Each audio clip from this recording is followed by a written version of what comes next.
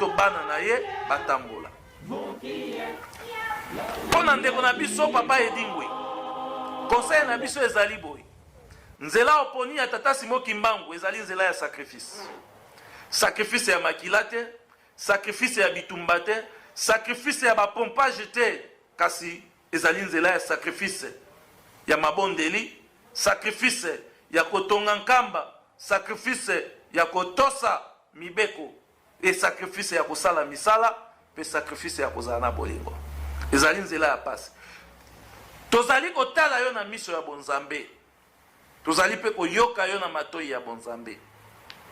Tango zali koleka na ba plateau nyonso. Luka o convaincre bato ki obongwani ya solo. Na bizaleli na yo. Na elobeli na yo. Na misala na yo. Na efandeli na yo. Nyonso oyo kosala tout autour na yo. Yango eko reflecte ya solo ete. Ndeko na biso Edingwe abongwani ya solo alandi nzela ya tata Simon Kimbangu. Lokola tozali kotala yo na miso ya bonzambe. Biso tokososola ete ya solo ndeko na biso Edingwe abongwani. Mais soki o convaincre batute ekozala lokola théâtre de chez nous oyo yo oye kosala nakati na etonga ya tata Simon Kimbangu.